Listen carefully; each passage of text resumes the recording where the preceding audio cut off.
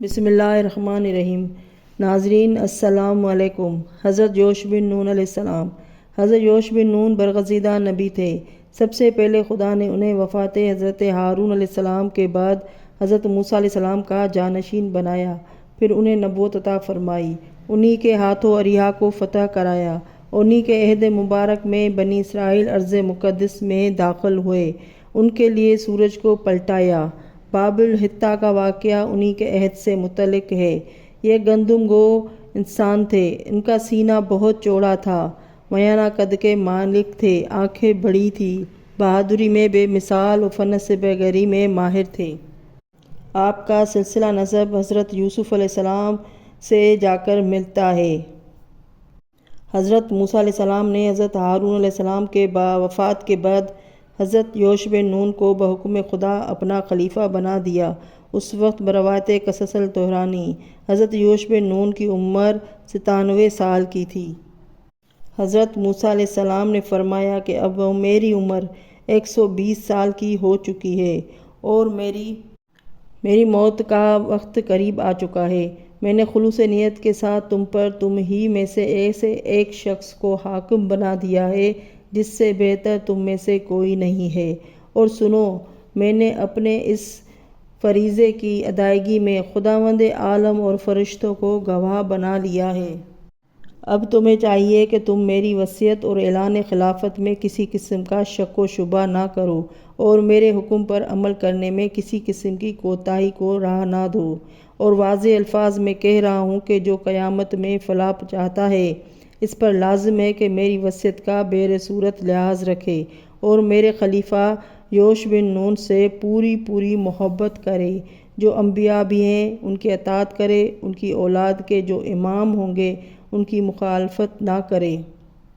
اور جو انبیاء بھی آئیں ان کی اطاعت کرے، ان کی اولاد کے جو امام ہوں گے ان کی مخالفت بھی نہ کرے، ورنہ سخت ناراضگی کا سبب ہوگا اور اس کی باز پرس کی جائے گی۔ جب حضرت موسیٰ علیہ السلام کی وفات کا زمانہ قریب آیا تو خدا نے انہیں حکم دیا کہ یوش بن نون کو اپنا خلیفہ بنا دو، چنانچہ انہوں نے بنا دیا، یعنی یہ سب کچھ حکم خدا سے ہوا۔ علامہ مجلسی نے اختیارات میں علامہ بہائی سے جامعہ عباسی بست بانی میں تحریر فرمایا ہے کہ یہ واقعہ 18 ذوالحج کا ہے۔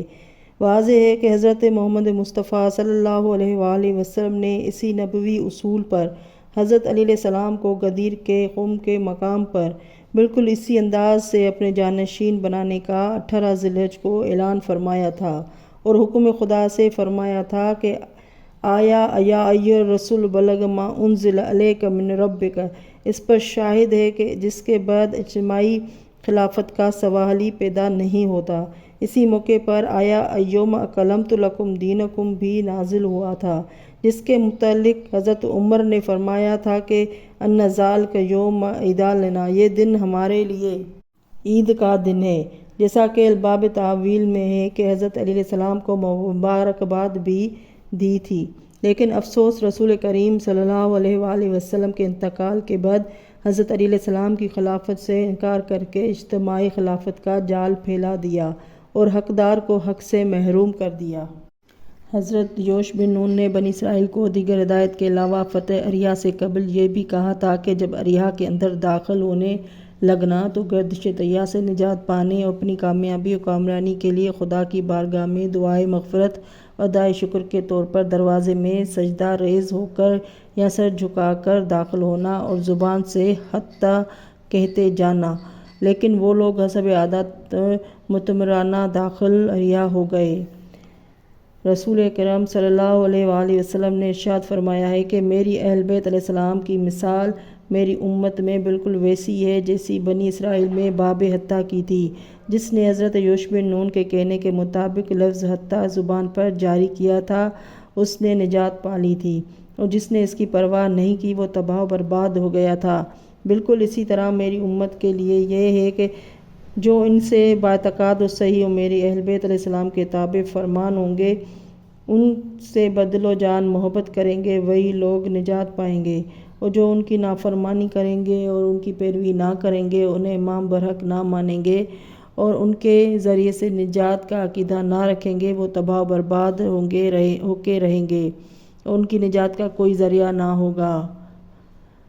سر تفسیر امام حسن اصغری علیہ السلام میں ہے کہ حضرت نے فرمایا کہ خدا فرماتا ہے کہ بنی اسرائیل تم اس وقت کو یاد کرو جب کہ ہم نے تمہارے باپ دادا سے کہا کہ تم اس بستی میں داخل ہو اور وہ اریحا بلاد شام سے ایک شہر ہے، اور یہ حکم اس وقت ہوا تھا جب کہ وہ صحرائے طیہ سے نکلے، اس شہر میں سے جہاں سے تمہارا جی چاہے بے زحمت و رنج پیٹ بھر کر سیر ہو کر کھاؤ، اور شہر کے دروازے میں سجدہ کرتے ہوئے داخل ہو۔ رحق تعالیٰ نے شہر کے دروازے پر ان کے لیے محمد صلی اللہ علیہ وآلہ وسلم علیہ السلام کی صورتوں کے متمثل کیا تھا۔ ان کو حکم دیا تھا کہ ان مثالی صورتوں کی تعظیم کے لیے سجدہ کریں، ان کی بیعت اور محبت کے ذکر کو اپنے نفسوں میں تازہ کریں، اور جو اقوام ان کی ولایت اور اعتقاد و افضلیت کا ان سے لیا گیا تھا اس کو یاد کریں، یعنی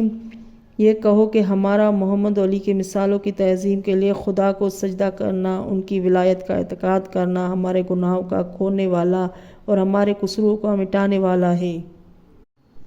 تاکہ ہم اس عمل کے سبب تمہاری گزشتہ خطاؤں کو بخش دیں اور پہلے گناہوں کو زائل کر دیں،